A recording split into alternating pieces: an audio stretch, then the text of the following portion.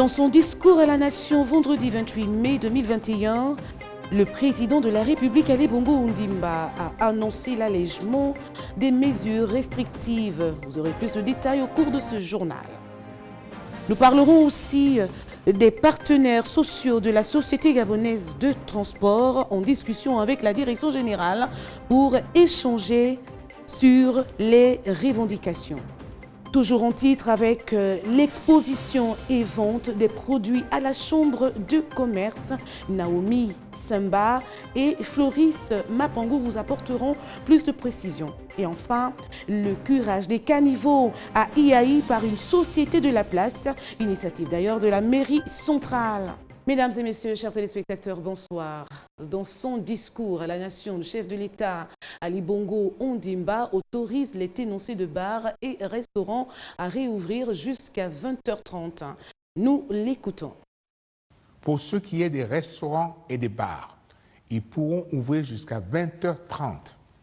Leur accès sera conditionné par la présentation d'un test PCR d'une validité de 14 jours ou d'une carte de vaccination Covid-19.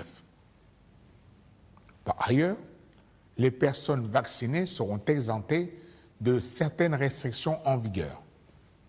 Elles pourront notamment circuler librement pendant le couvre-feu, à l'intérieur du pays et dans certains lieux publics, ou encore participer sans contrainte aux réunions de culte et aux activités sportives. Début du couvre-feu repoussé à 21h pour permettre aux uns et aux autres de reprendre leur activité économique, a dit le chef de l'État. Nous l'écoutons. Les efforts et les sacrifices que nous avons consentis collectivement ont produit des résultats tangibles. C'est la victoire de tout un peuple. Aussi, ai-je décidé d'alléger plusieurs mesures prises dans le cadre de l'état d'urgence sanitaire. En premier lieu, le début du couvre-feu est repoussé à 21h pour nous permettre de reprendre certaines activités économiques ou sociales mises en léthargie. Nous poursuivons ce journal pour parler de la cérémonie d'installation du président du conseil d'administration du conseil gabonais des chargeurs ce jeudi 27 mai 2021 par le ministre de tutelle à leur siège à Ovendo. Étaient également présents Gamal Luzé et Ariel Nzao. Reportage. C'est dans cet immeuble de 3 étages situé en face de la Fédération gabonaise de football, non loin de la gare ferroviaire d'Ovendo, abritant le siège du Conseil gabonais de chargeurs qui a eu lieu ce jeudi 27 mai 2021 après-midi, la cérémonie d'installation du président du conseil d'administration de cette structure. Une cérémonie présidée par le ministre de tutelle, Brice Constant Paya. C'est le directeur général récemment installé, M. Pierre-Moïse Mba, qui a eu le privilège de recevoir la délégation ministérielle en ces mots. Aux uns et aux autres, la bienvenue, la plus cordiale des bienvenues dans les locaux du Conseil gabonais des chargeurs. Et tout en espérant que cette manifestation que nous mettons entre les mains de notre Créateur se passe dans de très bonnes conditions. Mais surtout, une seule chose, ne pas oublier les mesures barrières qui sont protocolaires dans toutes les cérémonies aujourd'hui. Juste après, le ministre n'a pas perdu une minute pour installer dans ses nouvelles fonctions M. Justin Maganga Mafumbi comme président du conseil d'administration PCA du Conseil gabonais des chargeurs. Et en vertu des pouvoirs qui nous sont conférés, j'ai l'honneur et le plaisir de vous installer dans vos fonctions de président du conseil d'administration du Conseil gabonais des chargeurs.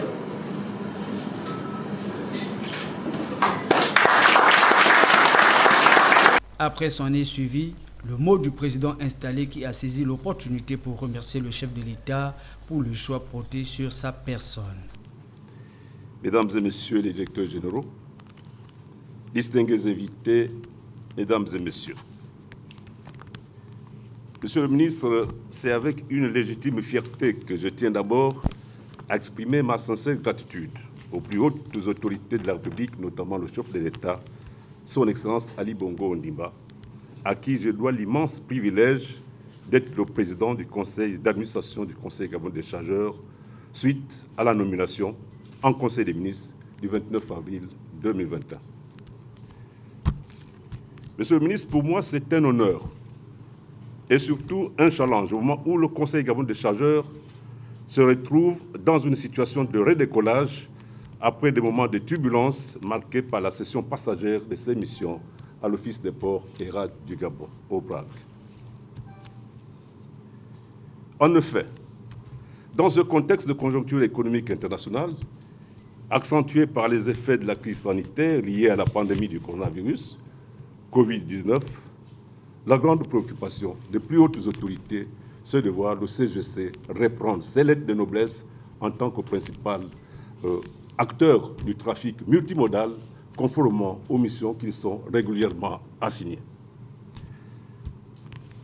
Et c'est dans ce sens qu'il est permis d'encourager le dynamisme de management impulsé actuellement par la nouvelle direction générale du CGC, dont la mission est d'assister le gouvernement dans la mise en œuvre de sa politique d'encadrement du trafic intégrant tous les modes et toutes les chaînes de transport.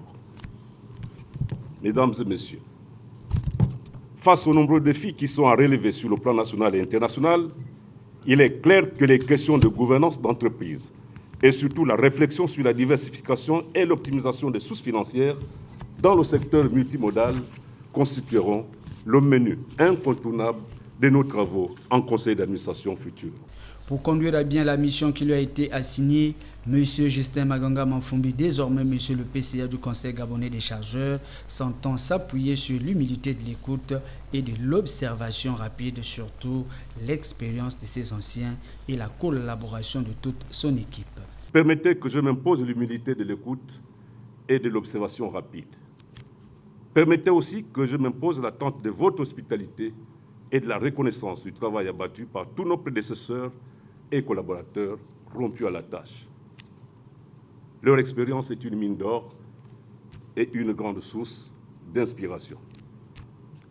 Dans nos villages, Monsieur le ministre, pour tisser une nouvelle natte, les artisans s'asseyent sur l'ancienne natte. C'est pour cela que je demande l'expérience de tout un chacun dans la salle.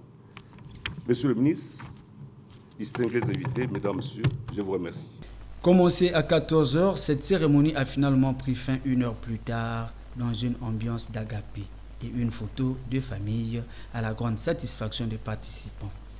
Espérons toutefois que le nouveau PCA et toute son équipe seront à mesure de mener à bien les tâches qui leur attendent. D'ores et déjà, bon travail à vous, Monsieur le Président Justin Maganga Manfumbi et toute votre équipe. Écoutons Brice Constant Paya qui félicite son équipe. Nous l'écoutons, il est d'ailleurs au micro de Gamal Luzé et d'Ariel Ndao. Monsieur le Président, je sais compter sur votre sens du pragmatisme. Vous avez dit vous-même, peut-être me taxerez-vous de plagiat, mais je préfère reprendre vos mots, que vous vous astreigniez à l'écoute, que vous vous astreigniez à l'observation, que vous vous astreigniez à attendre l'hospitalité de ceux qui vous accueillent aujourd'hui. Je crois que ce sont vos mots, je ne pense pas les avoir travestis. Je souhaite que cette observation dure le moins possible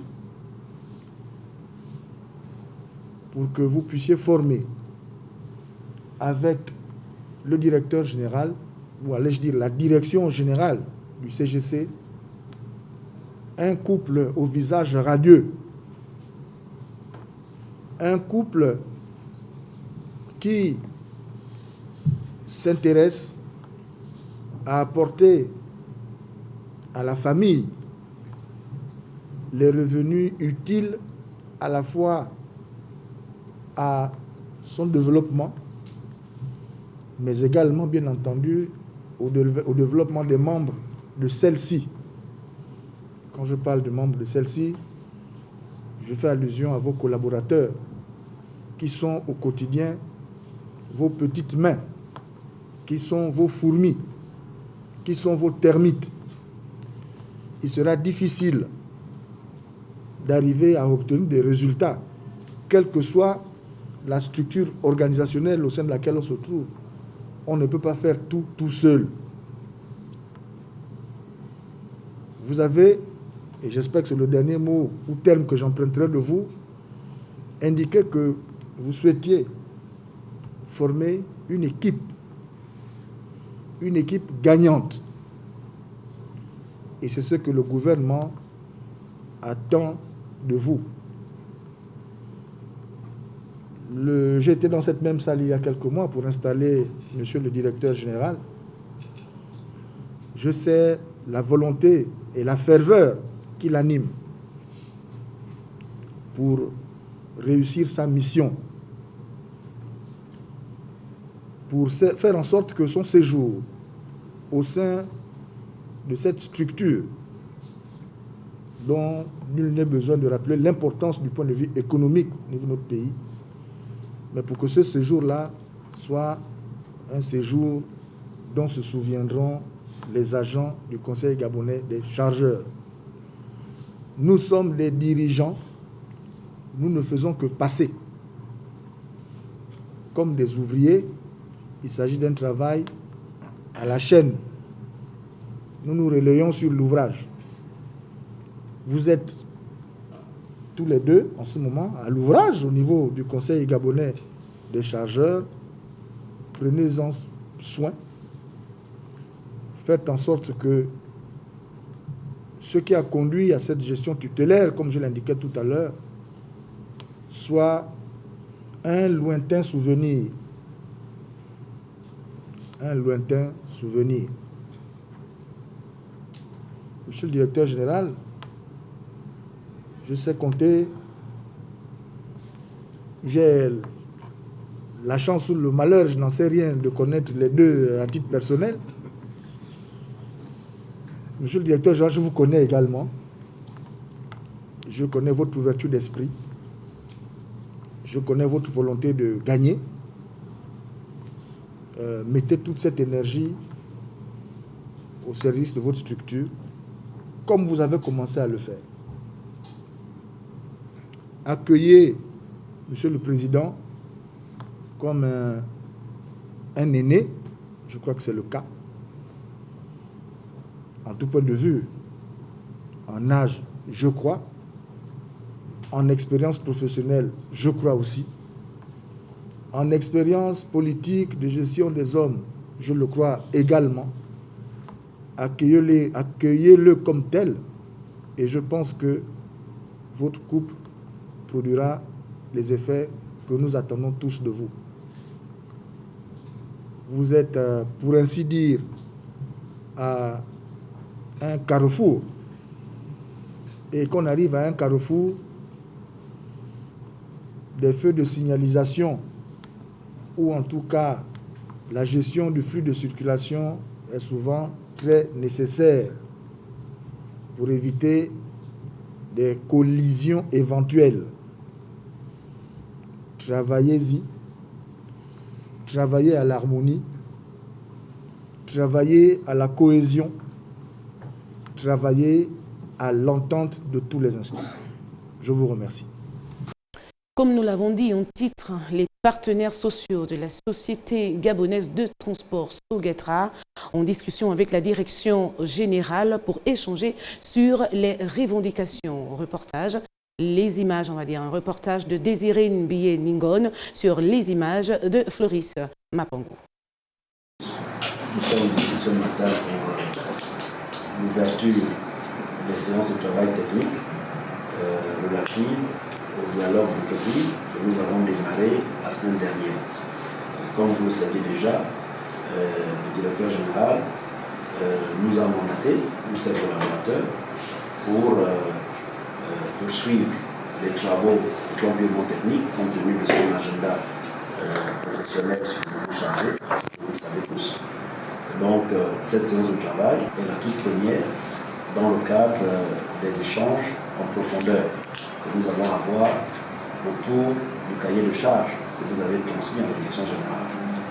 Donc ce matin, nous avons commencé par la lecture du procès verbal ayant sanctionné la séance de travail de la semaine dernière, qui était la séance d'ouverture officielle, qui a été présidée par le directeur général lui-même, en présence bien entendu du président du conseil d'administration et en présence des représentants de vos confédérations syndicales. Je pense qu'à ce stade, les choses sont claires. Je ne vais pas en dire davantage. Nous avons passé dans les plus brefs délais à la lecture du procès verbal, du projet de procès verbal que vous allez amender avant que nous l'adoptions comme étant définitif. Enfin, après plusieurs cris d'alarme, les travailleurs de la Société gabonaise des transports ont été reçus par la direction générale en vue d'échanger en profondeur sur le cahier de charges déposé sur la table des décideurs de la société. Vous savez, nous étions en grève depuis le 6 mai 2021. Donc la dernière fois, le 21 mai, c'était une réunion préparatoire par rapport aux négociations. Et aujourd'hui, c'est l'ouverture des négociations avec la direction générale. Voilà pourquoi cette réunion de ce matin. Parce que depuis qu'on a suspendu notre mouvement de grève, on a beaucoup attendu pour l'ouverture des négociations. Et enfin, la direction générale a accepté de négocier maintenant avec nous. Voilà pourquoi nous sommes réunis tous ce matin, les 6 syndicats de la Sogatra, réunis comme un seul homme pour débattre les points épineux de la Sogatra. Voilà pourquoi nous sommes là. Plusieurs points saillants inscrits dans le cahier de charges ont affecté les 6 syndicats. Et Bienga Saturnin revient sur les difficultés éprouvées. Les points saillants, vous savez qu'on a toujours l'habitude de dire que le salaire, c'est quelque chose de primordial. Donc les points saillants, nos arriérés de salaire. Aujourd'hui, nous totalisons pratiquement 9 mois d'arriérés de salaire. Nous avions la prime Covid qui n'est pas jusqu'à aujourd'hui près de 8 mois. Et nous avons beaucoup de problèmes. Ne parlons pas de la CNSS, où aujourd'hui on a 14 mois d'impayés. Donc il y a tellement de points inscrits à l'ordre du jour que nous allons débattre. Donc voilà pourquoi ce matin, tous les syndicats réunis, comme un seul homme, nous sommes là en face de la direction générale pour débattre tous ces problèmes. Après plusieurs tractations, les 6 syndicats ont retrouvé le sourire grâce à la reprise des négociations avec le patronat. Bon, je crois que cette fois-ci, ça sera peut-être la meilleure. Parce que d'habitude, les directeurs n'aiment pas souvent négocier avec nous. Mais cette fois-ci, la direction générale, dirigée par Skito Kenge, a accepté l'ouverture, il a accepté de négocier avec nous. Pour nous, c'est déjà un pas de gagnant. Le fait d'accepter de négocier avec les syndicalistes, c'est déjà un pas. Pour nous, nous croyons que ça va aller à bon terme. Tout en espérant que ces négociations accoucheront d'un bon résultat, le personnel de la Sogatra devrait s'armer de patience car quelle que soit la gravité du problème, la solution est toujours dans le dialogue. Et puis l'Assemblée générale des enseignants-chercheurs de l'Université Omar Bongo, ces derniers s'indignent contre la non-prise en compte des revendications. Nous écoutons Jean-Rémy Yama, qui s'exprime d'ailleurs dans ce reportage. Les images sont de Floris Mapango. Plusieurs revendications déposées sur la table du gouvernement n'ont pas encore été résolues. Les enseignants-chercheurs ont exprimé leur indignation suite à cette carence lors de leur assemblée générale tenue ce 27 mai 2021 à l'Université Omar Bongo. Nous étions en assemblée générale du syndicat national des enseignants-chercheurs et donc pendant 2 heures de temps, nous avons débattu sur les points relatifs à la situation de l'enseignant-chercheur, principalement sur les dettes que le gouvernement a vis-à-vis des enseignants-chercheurs, à savoir les régularisations des situations administratives, l'arrimage de la pension retraite au nouveau système de rémunération, le paiement des vacations, la situation de nos collègues dans les établissements ITO, USO et IST, et donc la situation aussi du CAMES par rapport aux nouvelles réformes.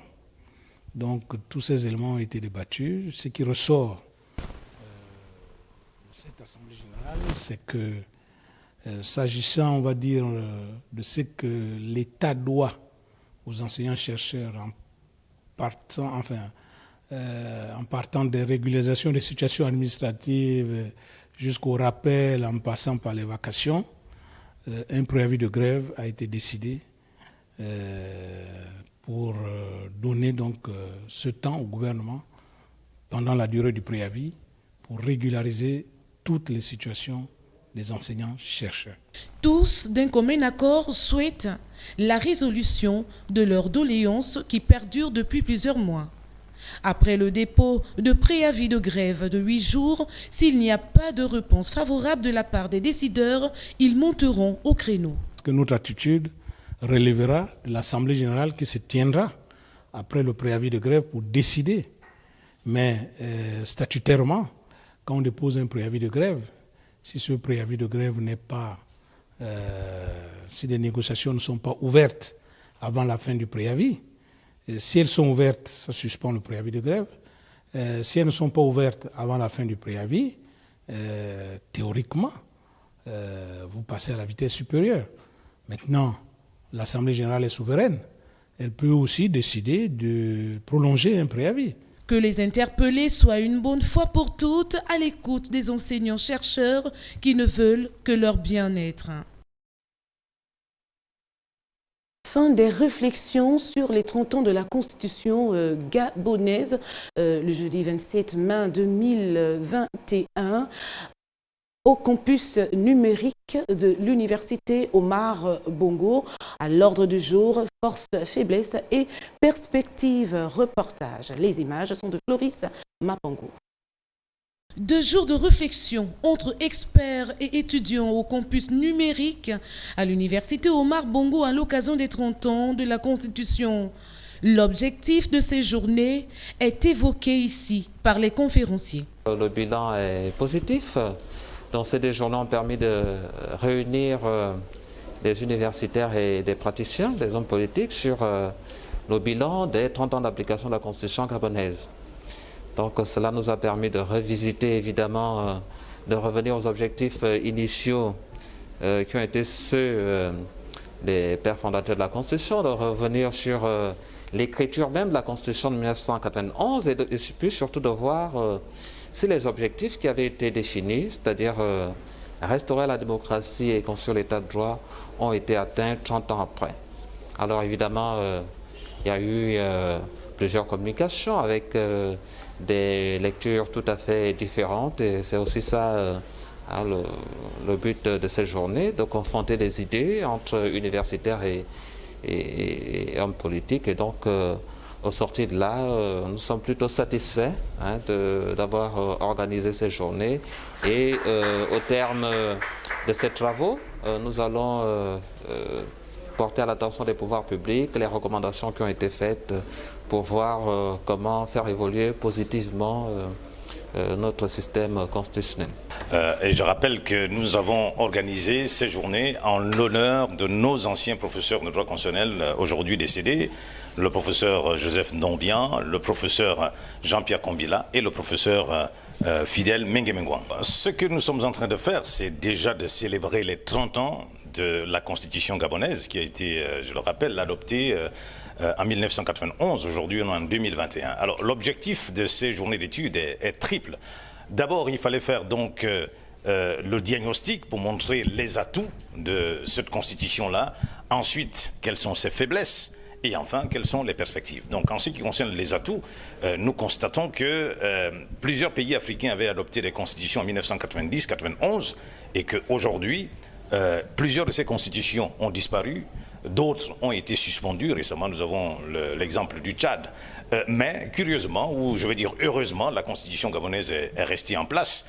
Elle a pu résister à plusieurs crises politiques que nous avons eues, que ce soit en 1993, en 2009, en 2016 ou alors en 2018. Nous voyons que c'est une constitution qui résiste à l'épreuve du temps. Et c'est là qu'on mesure l'importance d'une constitution. Cette constitution qui date de 30 ans, selon les experts, aurait présenté des forces et des faiblesses. La nécessité de faire évoluer effectivement le système constitutionnel, notamment sur plusieurs aspects. J'ai évoqué tout à l'heure la question de l'équilibre entre le pouvoir exécutif et le pouvoir législatif. Il faut que dans notre démocratie, une plus grande place soit laissée au Parlement.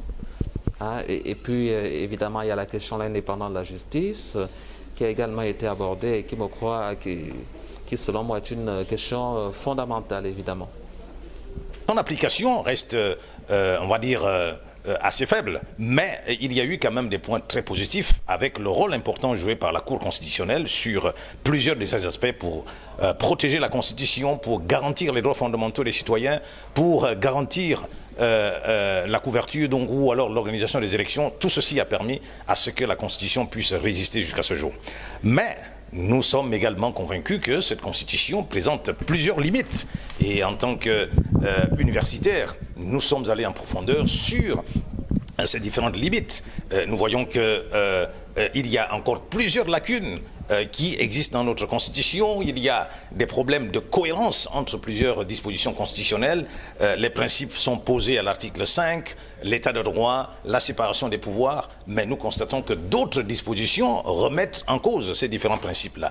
Nous voyons également une instabilité de certaines règles constitutionnelles sur la durée du mandat, sur le nombre de mandats, sur certaines institutions qui apparaissent, réapparaissent, sur d'autres mécanismes constitutionnels, notamment sur le statut pénal qui évolue également à plusieurs reprises. Donc nous avons relevé ces différents points-là, tout en mettant en exergue aussi ce que certains ont appelé un abus, n'est-ce pas, de certains pouvoirs, notamment au niveau de la Cour constitutionnelle qui détient des compétences qui sont énormes. Pour pallier à ces différentes lacunes observées, cette rencontre a permis aux conférenciers et participants d'esquisser quelques pistes de solutions. Sur ces différents points, nous avons naturellement essayé d'esquisser un certain nombre de solutions pour faire en sorte que notre Constitution puisse s'améliorer.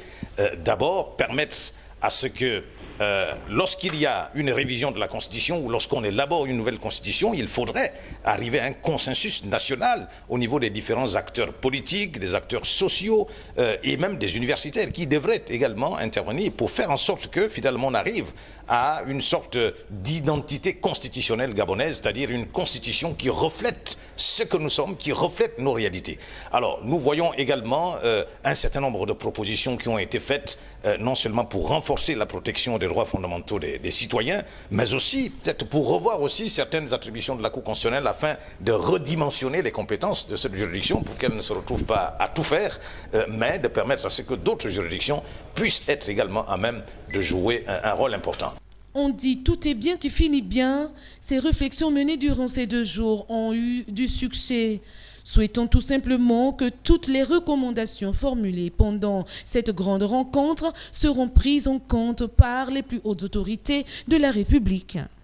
Et puis, exposition et vente des produits à la Chambre de commerce. Écoutons certains qui expriment leur satisfaction dans ce reportage de Naomi Samba, image Floris Mapango.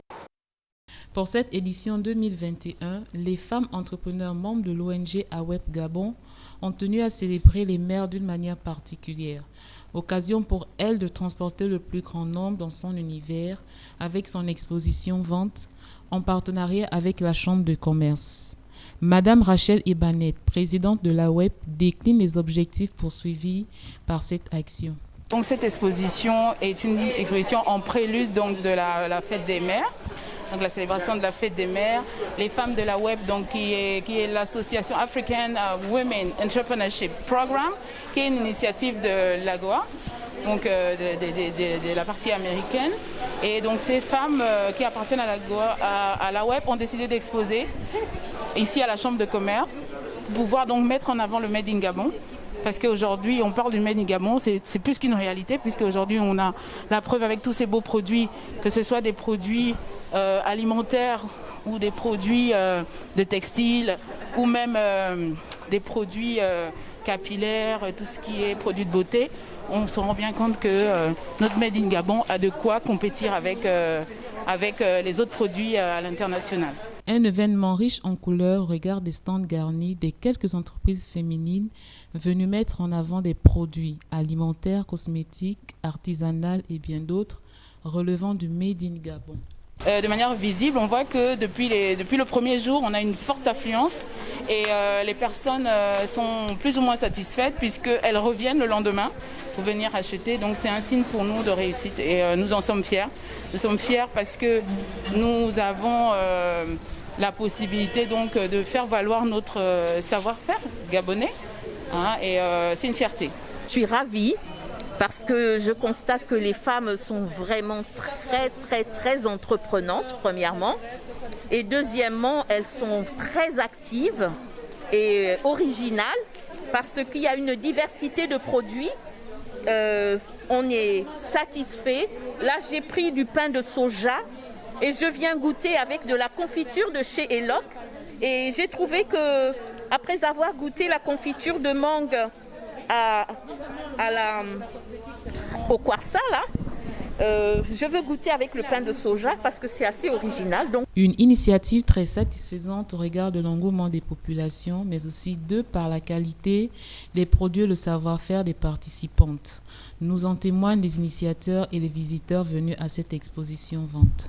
Donc nous faisons donc des produits capillaires afin d'améliorer notre qualité des cheveux nappis, frisés ou défrisés. Donc du coup nous avons un peu de tout. Comme vous pouvez voir, nous travaillons principalement avec le pagne. Et là, par exemple, vous avez du pagne mélangé avec du sky. On aime bien faire un mélange de matières, de couleurs et de textures. Des gants. La particularité avec nos gants, c'est qu'à l'intérieur, il y a une matière qu'on appelle isolateur, qui nous revient des États-Unis. Rappelons que la clôture de cet événement est prévue pour le samedi 29.